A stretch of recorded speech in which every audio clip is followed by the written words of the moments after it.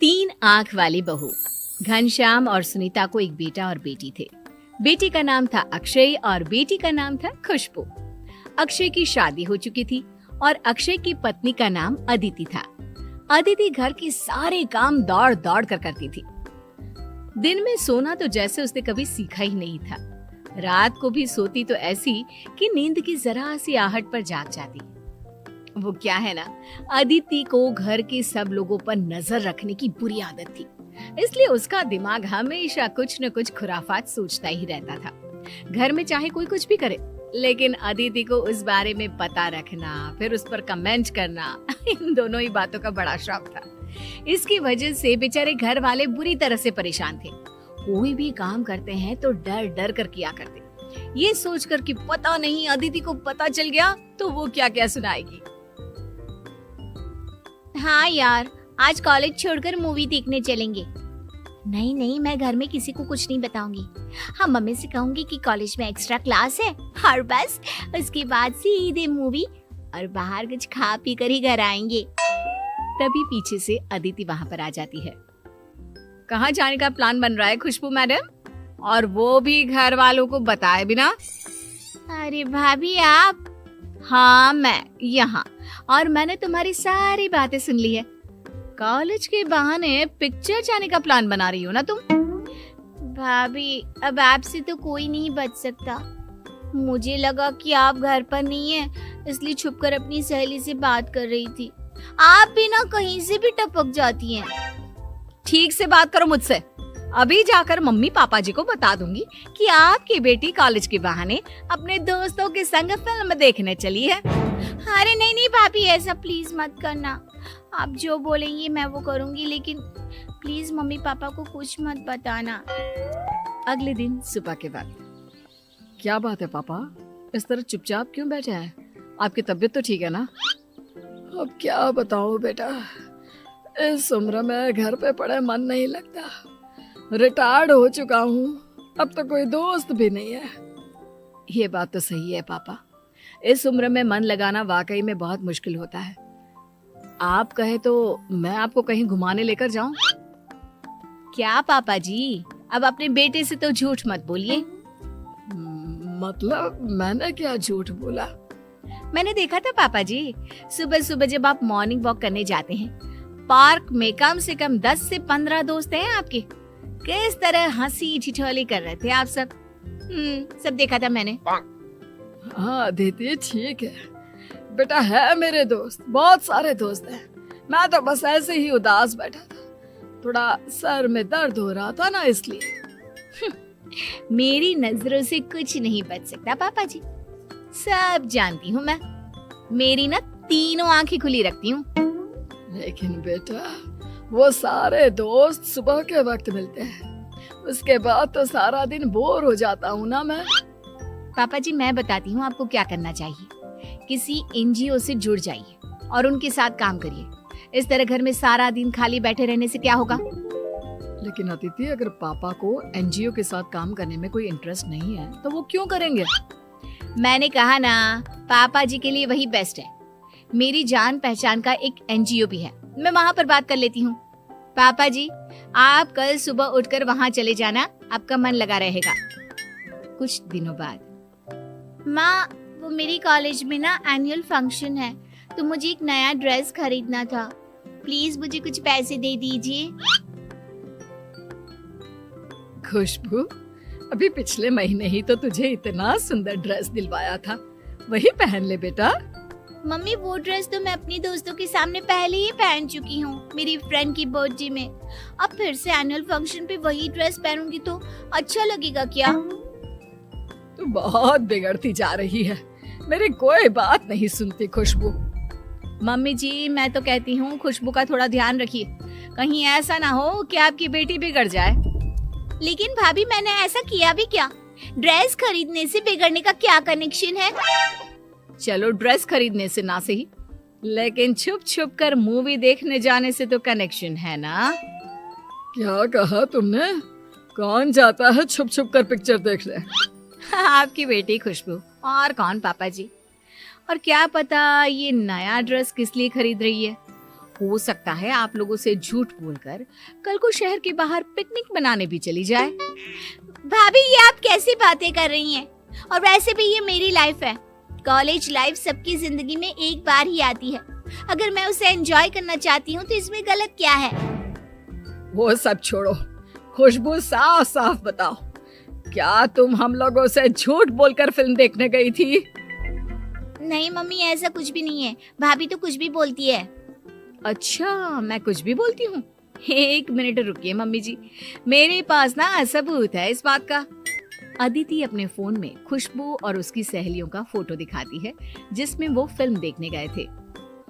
लेकिन भाभी, आपको ये पिक्चर्स किसने दी? कौन देगा? उस दिन मैं तुम्हारे पीछे पीछे गई थी तुम पर नजर रखने के लिए कि आखिर जाती कहाँ हो तुम। बहू, माना कि खुशबू अपनी सहेलियों के साथ फिल्म देखने गई थी, लेकिन इस तरह उसका पीछा करके उसकी जिंदगी पर नजर रखना ये तो अच्छी बात नहीं। हाँ बेटा, तुम सब लोगों की जिंदगी में इतनी दखल अंदाजी क्यों करती हो? तुम्हें क्या लगता है तुम सबको कंट्रोल कर सकती हो?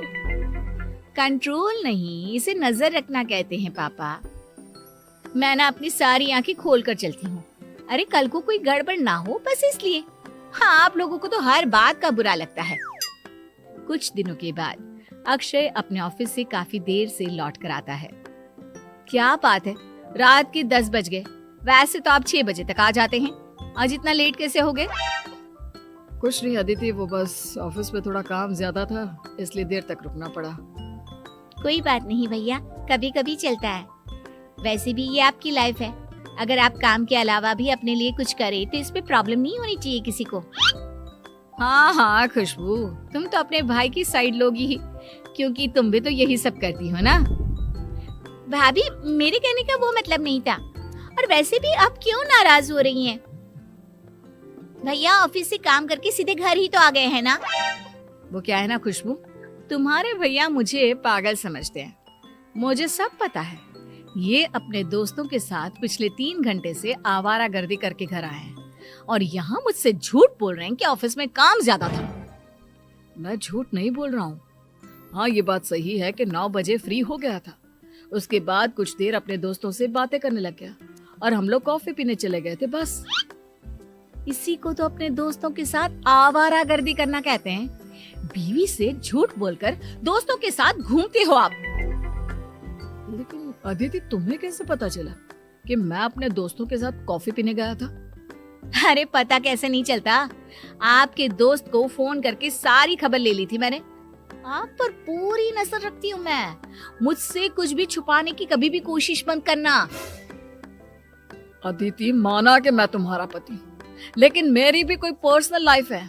इस तरह नजर रखने का क्या मतलब है?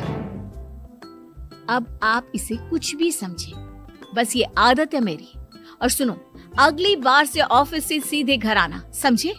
घर में एक बीवी भी है जो तुम्हारा इंतजार करती है। आए बड़े दोस्तों के साथ कॉफी पीने वाले। इतना कहकर अदिति वहां से चली जाती है। उसके जाने के बाद, भैया आपको नहीं लगता भाभी हम सबकी लाइफ को कुछ ज्यादा ही कंट्रोल करती है? मेरा मतलब आप और मैं तो क्या, लेकिन उन्होंने तो पापा को भी नहीं छोड़ा। वही तो, मैं भी परेशान हो गया हूँ अदिति की इस आदत से। हर बात पर नजर रखती है। यार, मेरे किसी दोस्त का कॉल आया, मैंने उससे बात क्या कर ली, मैं कहाँ जा रहा हूँ, क्या खा रहा हूँ, ऐसा लगता है जैसे मेरी पर्सनल लाइफ तो है ही नहीं। और मैं अपने बारे में क्या बताऊं भैया, भाभी की नजरों से तो बचना बहुत मुश्किल है। अपनी किसी सहेली से फोन पर बात भी करती हूँ ना, तो उसकी सारी डिटेल भाभी को पता होती है। जानते हैं, मेरी सारी सहेलियों के नंबर अपने फोन में सेव करके रखती है और कभी भी किसी से कुछ भी पूछ लेती है। वाकई में मेरी बीवी से तो भगवान ही बचाए। और फिर कुछ दिनों के बाद, बहू मैं जरा अपनी सहेली को मिलने जा रही हूँ, 2 घंटे में लौट आऊंगी। ठीक है मम्मी जी, जल्दी आइएगा, फिर शाम का खाना देर से खाते हैं तो प्रॉब्लम हो जाती है ना आपको। अच्छा अच्छा ठीक है, जल्दी लौट आऊंगी। शाम के वक्त, मम्मी जी आपने तो कहा था कि आप अपनी सहेली को मिलने जा रही हैं। हाँ, तो सुनीता अपनी सहेली को ही मिलने गई थी, और कहाँ जाएगी वो। पापा जी आपको नहीं पता, मम्मी घर से झूठ बोलकर सीधे अपनी सहेलियों के साथ पार्टी मनाने चली गई थी। अरे बहू, तुमने क्या हम सब के अंदर सीसीटीवी कैमरा लगाया हुआ है? तुम्हें कैसे पता कि मैं किसी पार्टी में गई थी? लेकिन मम्मी, अगर आपको किसी पार्टी में जाना ही था तो आपने घर पर हम लोगों से झूठ क्यों बोला? इसलिए झूठ बोला मम्मी जी ने, ताकि कोई ये ना कहे कि इस उम्र में भी उनको पार्टी करने का शौक है। उन्हें तो अपनी सती सावित्री वाली इमेज बनाकर रखनी थी ना। क्यों मम्मी जी, सही कहा ना मैंने? अरे नहीं नहीं बेटा, ऐसी कोई बात नहीं है, तुम गलत समझ रही हो। मम्मी जी, आपने जो किया वो ठीक, लेकिन अगली बार से ध्यान रखिएगा, शाम के 5 बजे तक घर आ जाया कीजिएगा। वो क्या है ना, शाम को मुझे भी तो पार्क में घूमने जाना होता है, और फिर देर से खाना खाकर आप परेशान होती हैं, रात भर पेट में दर्द होता है और बार बार मुझसे दवाई मांगती है। इसलिए अगली बार ध्यान रखिएगा। अरे बहू, तुम तो जासूस की तरह नजर रखती हो। एक बार मेरी बात तो सुन लो, अपनी ही कहीं जा रही हो। अरे इसमें नजर रखने वाली क्या बात है? मैं तो आप सबका ख्याल रखती हूँ ताकि कल को कोई प्रॉब्लम ना हो। देखो बहू, मैं अपनी सहेली से मिलने जरूर गई थी, लेकिन मेरी सहेली के घर पर पार्टी थी, इस बात का मुझे अंदाजा नहीं था। अगर वहां पर पार्टी शुरू हो गई और उसने मुझे रोक लिया तो इसमें क्या परेशानी है? देखा अदिति, मम्मी ठीक कह रही हैं। इस तरह सबकी लाइफ में इतना ज्यादा इंटरफियर करना अच्छी बात नहीं है। और जिसे जो करना है वो करेगा ना। तुम सबकी जिंदगी कंट्रोल नहीं कर सकती। अरे इसे जिंदगी कंट्रोल करना थोड़ी ना कहते हैं, इसे तो केयर करना कहते हैं। भाभी, केयर करना उसे कहते हैं जिससे सामने वाला इंसान भी खुश रहे, लेकिन आप जो करती हैं ना, उसे प्राइवेसी में दखल अंदाजी करना कहते हैं। और एक बात ध्यान रखिएगा भाभी, कोई भी इंसान किसी दूसरे की लाइफ को कंट्रोल नहीं कर सकता, तो आप भी वो कोशिश मत करिए, क्योंकि अगर आप ऐसा करेंगी ना तो सिर्फ रिश्ते खराब होंगे। खुशबू ठीक कहती है, तुम बहुत अच्छी हो अदिति। बस ये सब लोगों पर अपनी नजर रखना और उनको बात बात पर टोकना बंद कर दो। अब अदिति की आंख खुल जाती है। अपनी इस आदत की वजह से सब लोगों के मन में अपने बारे में ये सोच देखकर वो अपने आप को बदलने का सोच लेती है।